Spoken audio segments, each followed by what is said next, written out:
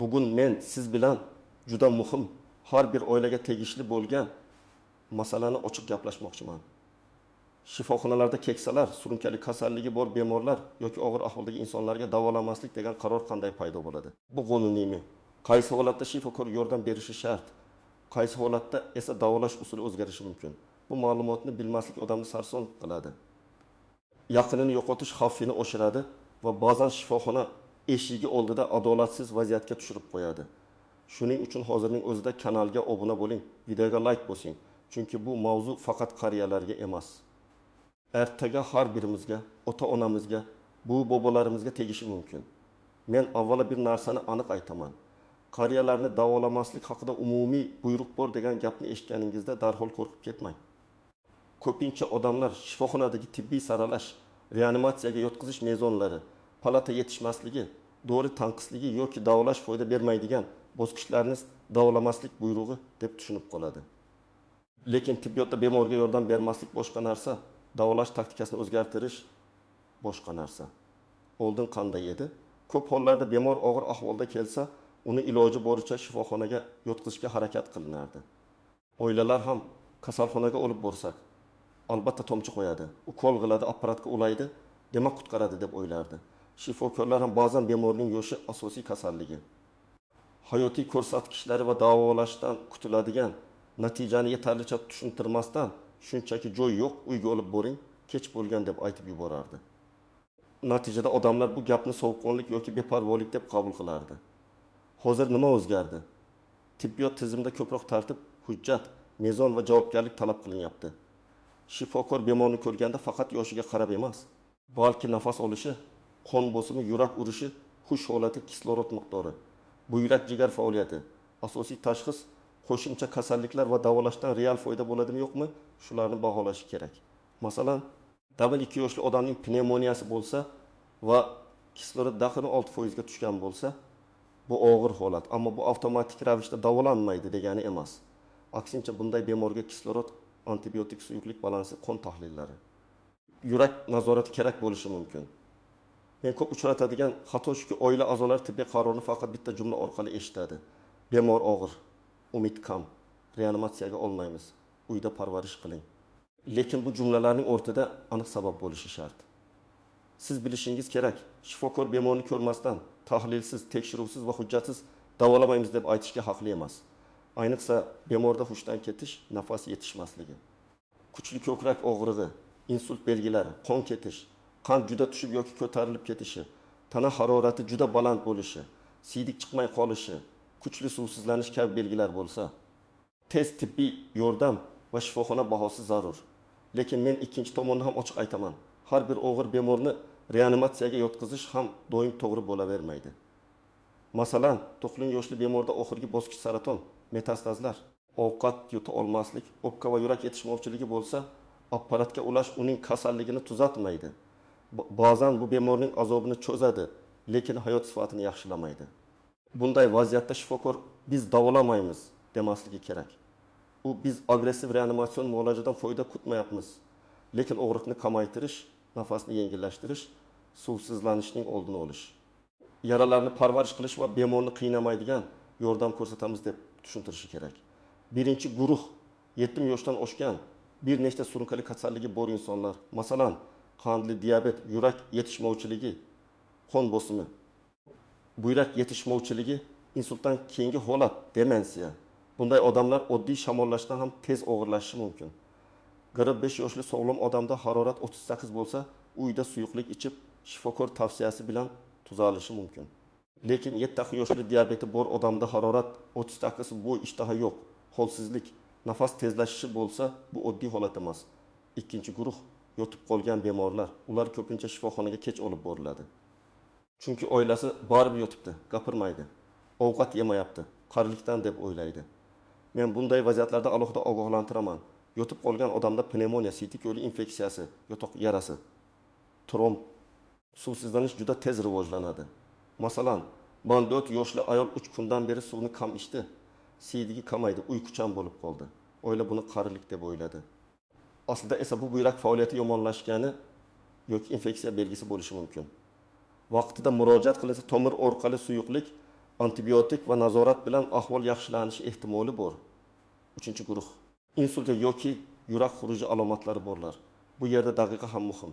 Agar qariya birdan gapira olmay qolsa, yuzining bir tomoni osilsa, qo'l oyog'i bo'shashsa, ko'zi xiralashsa, muvozanatini yo'qotsa, qarilikdan bo'lsa kerak deb kutish mumkin emas.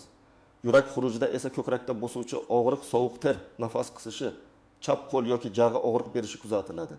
Bunday vaziyatda bemorning yoshi 65 bo'ladimi? 65 bo'ladimi? Tez yordam chaqiriladi va vaqt yo'qotilmaydi. Agar qariya barqaror holatda bo'lsa, qon bosimi nazoratda, nafas olishi yaxshi, hushida ovqat suv ichyapti, siydigi bor, tana harorati baland emas yoki shifokor nazorati pasayapti. Unda har bir kichik belgida darhol reanimatsiya talab qilish shart emas. Masalan, 76 yoshli erkakda tizza og'rig'i bor, qon bosimi 1070 mg/eqman atrofida. Umumiy holati yaxshi. Bunday odamga shoshilinch reanimatsiya emas, poliklinika. Terapevt, kardiolog yoki travmatolog ko'rigi kerak bo'lishi mumkin. Yana bir misol, yoshlarda demensiya bor. Ba'zan kechasi uxlamaydi, gaplar chalkashadi. Agar bu holat yillar davomida asta-sekin kuchaygan bo'lsa, bu shoshilinch kasalxonaga yotqizish masalasi bo'lmasligi mumkin. Lekin agar odam kechagacha aniq gapirib turgan bo'lsa-yu, bugun birdan chalkashib qolsa, bu infeksiya, qand, insult yoki dori ta'siri bo'lishi mumkin. Farq mana shunda. Asta-sekin o'zgarish boshqa, birdan og'irlashish boshqa. Birinchi holatni olaylik.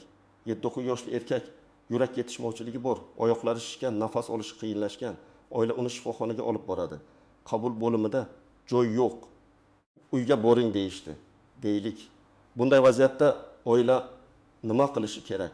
Men ularga shunday deyman, og'zaki gap bilan ketib qolmang. Bemorni qabulda ro'yxatdan o'tkazishni so'rang. Ko'rik varaqasi, qon bosimi, puls, kislorod miqdori.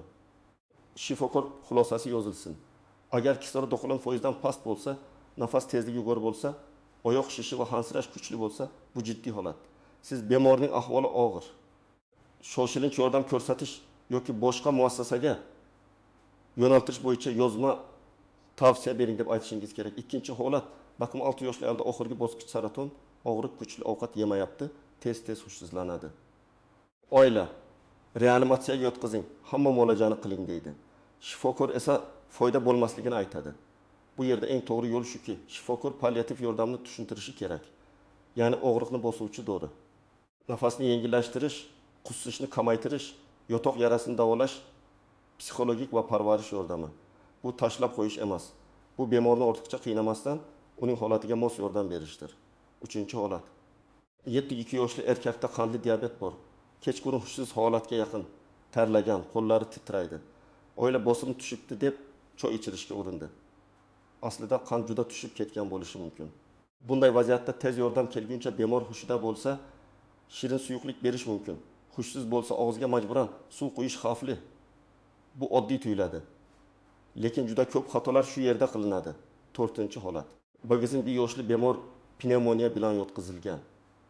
2 kundan keyin oila shifokor antibiotikni almashtirmayapti, demak davolamayapti deb o'ylaydi. Aslida antibiotik har bir soatda almashtirilmaydi. Shifokor tana harorati, nafas, kislorod, qon tahlili, rentgen yoki KT natijasi buyrak holatini ko'rib qaror qiladi. Ba'zan dori 2 soatda ta'sirini ko'rsatadi. Lekin agar ahvol yomonlashsa, bu haqda shifokordan aniq reja so'rash kerak. Bugungi tashxis nima? Qaysi dorilar berilyapti? Qaysi ko'rsatkichlar nazorat qilinyapti? Qachon qayta baholanadi? Eng katta noziklik shuki, yordam ko'rsatish har doim reanimatsiyaga yotqizish degani emas. Shifokor bemorga qabul bo'limida yordam ko'rsatishi, kislorod berishi, dori qilishi, tahlil olishi, boshqa shifoxonaga yuborishi, uyda davolanish rejasini yozib berishi mumkin. Lekin bularning barchasi hujjatda aks etishi kerak. Og'zaki ketavering degan gap ko'p muammoga sabab bo'ladi. Ikkinchi noziklik bemorning roziligi. Agar bemor hushida, aqli joyida bo'lsa, u davolanishga rozilik berishi yoki ayrim muolajadan voz kechishi mumkin. Farzandlar bemor o'rniga hamma narsani hal qilib yuborishi doim ham to'g'ri emas. Masalan, 75 yoshli ayol operatsiyani xohlamasa, lekin hushida va tushunib turgan bo'lsa, shifokor unga xavf va foydani tushuntiradi. Oila esa uning qarorini hurmat qilishi kerak. Agar bemor hushsiz bo'lsa yoki qaror qabul qila olmasa, yaqinlari va shifokorlar uning manfaatidan kelib chiqib harakat qiladi. 3-noziklik umidsiz degan so'z. Men bu so'zni juda ehtiyotkor ishlatish kerak deb hisoblayman. Chunki Tibbiyotda hatto og'ir holatda ham bemorga yordam turi mavjud. Masalan, kasallikni tuzatib bo'lmasa ham og'riqni kamaytirish mumkin. Nafas qisishini yengillashtirish mumkin. Suvsizlanishni nazorat qilish mumkin. Yotoq yarasini tozalash mumkin. Oila a'zolariga parvarish o'rgatish mumkin. Demak, davolash yo'q degani yordam yo'q degani emas. 4-chi noziklik, pullik va bepul xizmatlar aralashib ketishi. Ba'zan oilaga bu tahlil kerak, bu dori kerak deyiladi, lekin nima uchun kerakligi tushuntirilmaydi. Siz har bir xarajat bo'yicha savol berishga haqlisiz. Bu tahlil tashxisni aniqlash uchunmi yoki davolashni o'zgartirish uchunmi? Bugun qilinmasa nima xavf bor? Bepul imkoniyat bormi? Qaysi dorilar shifoxona tomonidan beriladi? Bu savollar janjal uchun emas, bemorning haqiqiy ehtiyojini tushunish uchun beriladi. Men endi aniq qadamlarni aytaman. Agar uyingizda qariya yoki og'ir bemor bo'lsa, birinchi navbatda uning hujjatlarini tayyorlab qo'ying. Pasport yoki ID karta, tibbiy kartalar, oldingi tashxislar, analiz natijalari, ichayotgan dorilar ro'yxati, allergiyasi bor yo'qligi, oxirgi shifoxona epikrizlari alohida papkada tursin. Favqulodda vaziyatda odamlar vahimaga tushadi va eng kerakli qog'ozlarni topolmay qoladi. Shifokor esa eski tashxisni, qaysi dorini ichayotganini, qaysi doriga allergiya borligini bilmasa vaqt ketadi. Ikkinchi qadam. Dorilar ro'yxatini yozib qo'ying. Faqat dori nomi emas, dozasi va necha mahal ichish ham yozilsin. Masalan, enalapril mg kuniga 2 mahal, metformin 500 mg kuniga 2 mahal, aspirin 100 mg kechqurun. Ko'p oilalar oq tabletka, bosim dorisi, qon dorisi deb aytadi. Bu shifokorga yordam bermaydi. Ayniqsa qonni suyultiruvchi dorilar, insulin, yurak dorilari, tinchlantiruvchi dorilar muhim. 3-qadam, xavfli belgilar ro'yxatini biling. Nafas qisishi, lab ko'karishi, kislorod pastligi, hushdan ketish, birdan gapira olmay qolish, qo'l oyoq falajligi, ko'krak og'rig'i, qon ketish, qora najas, siydik chiqmay qolishi, tana harorati 39 dan oshishi, qon juda past yoki juda yuqori bo'lishi, kuchli suvsizlanish, tinmay qusish, birdan chalkashi, bularning hammasi shoshilinch belgi. Bunday holatda ertalabgacha kutamiz deyish xavfli. 4-qadam, shifoxonaga borganingizda gapni to'g'ri boshlang. Bizni yotqizing deb baqirishdan ko'ra aniq ma'lumot bering. Bemor bolasi 2 yoshda. 3 kundan beri harorati 38 makish, bugun nafas qisdi. Uyda kislorod o'lchagich 8 makish ko'rsatdi. Qandli diabeti bor. Oxirgi 2 kunda siydigi kamaygan. Mana shunday gap shifokorga vaziyatning og'irligini tez tushuntiradi. 5-qadam. Yozma xulosa so'rang. Agar bemorni shifoxonaga yotqizishmasa, iltimos, ko'rik natijasi, tashxis, uyga tavsiyalar va qaysi holatda qayta murojaat qilish kerakligi yozib berilsin deng. Bu sizning haqqingiz. Yozma xulosa keyingi shifokorga ham yordam beradi. Agar boshqa shifoxonaga borishga to'g'ri kelsa, qo'lingizda hujjat bo'ladi. 6-qadam, navbatchi mas'ul shifokor yoki bo'lim mudiri bilan gaplashishni so'rang. Ba'zan qabul bo'limida tushunmovchilik bo'ladi. Siz odob bilan, lekin qat'iy ayting. Bemorning ahvoli og'ir, qaror sababini tushunmoqchimiz. Iltimos, mas'ul shifokor izoh bersin. Maqsad janjal emas, maqsad aniq qaror, aniq reja va hujjat. 7-qadam, tez yordam chaqirganda hamma belgini ayting. Faqat buvim yomon bo'lib qoldi demang. Yoshini, asosiy kasalligini, hozirgi belgini, nafas, hush bosim, qand, harorat haqida ayting. Agar bemor yiqilgan bo'lsa, boshini urganmi, qon suyultiruvchi dori ichadimi, hushini yo'qotganmi, bularni albatta ayting. 8-qadam. Bemorning oldindan istaklarini bilib qo'ying. Bu og'ir mavzu, lekin muhim. Ayrim keksalar meni apparatga ulab qiynamang, boshqalari hamma imkoniyatni qiling deydi. Oila bu gaplarni oldindan bilsa, og'ir vaziyatda bir-biri bilan tortishmaydi. Albatta, yakuniy tibbiy qaror shifokor bahosi bilan bo'ladi. Lekin bemorning qadri, istagi va hayot sifati ham hisobga olinishi kerak. Birinchi xavf internetdagi vahimalar gaplarga ish olib, shifoxonaga bormaslik. Baribir qariyalarni davolashmaydi degan fikr juda xavfli. Shu fikr sabab odamlar insultda 6 soat, yurak xurujida 10 soat, pnevmoniyada 5 kun kutib qo'yadi. Keyin bemor haqiqatan og'irlashadi. Vaqtida murojaat qilish ko'p narsani o'zgartiradi. Ikkinchi xavf, har bir shifokor qarorini dushmanlik deb qabul qilish. Ba'zan shifokor reanimatsiya foyda bermasligini aytsa, bu befarqlik emas, tibbiy baho bo'lishi mumkin. Lekin u buni tushunarli qilib aytishi, yordamning boshqa turini taklif qilishi va hujjatlashtirishi kerak. Siz ham savol berishingiz kerak. Agar reanimatsiya bo'lmasa, qanday yordam ko'rsatiladi? Og'riq, nafas, suyuqlik, parvarish bo'yicha reja qanday? 3-xavf, bemorni uyda noto'g'ri davolash. qo'shnining antibiotigi, tanish hamshiraning ukoli internetdagi retsept qariya uchun xavfli bo'lishi mumkin. Buyrak yetishmovchiligi bor odamga ayrim dorilar zarar qiladi. Qon suyultiruvchi ichadigan odamga ba'zi og'riq qoldiruvchi dorilar qon ketish xavfini oshiradi. Qandli diabetda esa noto'g'ri ovqat, noto'g'ri insulin dozasi hushdan ketishga olib kelishi mumkin. 4-xavf parvarishni davolashdan ajratib qo'yish. Qariyalarda parvarishning o'zi davolashning katta qismi. Toza choyshab, terini quruq saqlash, yotoq yarasini oldini olish, har 2-3 soatda holatni o'zgartirish, yetarli suyuqlik, xavfsiz ovqatlantirish, yiqilishdan himoya qilish bular oddiy ko'rinsa ham asoratlarni kamaytiradi. Ko'p bemor kasallikdan emas, asoratdan og'irlashadi. Men har bir oila yozib olishi kerak bo'lgan savollarni aytaman. Birinchi savol: hozirgi asosiy tashxis nima? Ikkinchi savol: bemorning ahvoli qaysi ko'rsatkichlar bo'yicha og'ir deb baholanyapti? Uchinchi savol: qanday davolash rejalashtirilgan va undan qanday natija kutiladi? 4-savol: qaysi belgilar yomonlashuv hisoblanadi? 5-savol: uyga javob berilsa qachon va qayerga qayta murojaat qilamiz? 6-savol: reanimatsiyaga yotqizilmasa sababi nima va muqobil yordam qanday? Bu savollar shifokorni siqish uchun emas.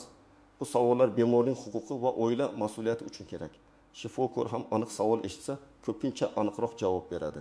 Nega qaramayapsizlar degan umumiy ayblov janjal chiqaradi. Kislorod 98 bo'lsa, uyga javob berish xavfsizmi degan savol esa masalani tibbiy maydonga olib kiradi. Men yuridik mutaxassis emasman, lekin bemor huquqlari bo'yicha umumiy tamoyilni aniq aytaman. Shoshilinch holatda inson tibbiy yordam olishga haqli. Yoshning o'zi yordamni rad etish uchun sabab bo'la olmaydi. Siz qarigansiz. Shuning uchun davolamaymiz degan yondashuv noto'g'ri.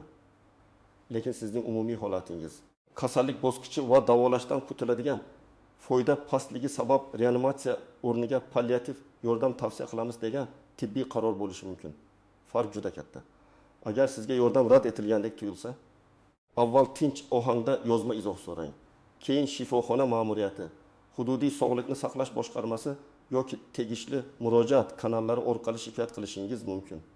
Shikoyatda hissiyotdan ko'ra fakt muhim. Sana, vaqt, bemorning yoshi, belgilari, kim ko'rdi, nima dedi, qanday hujjat berildi yoki berilmadi, bemorning keyingi holati.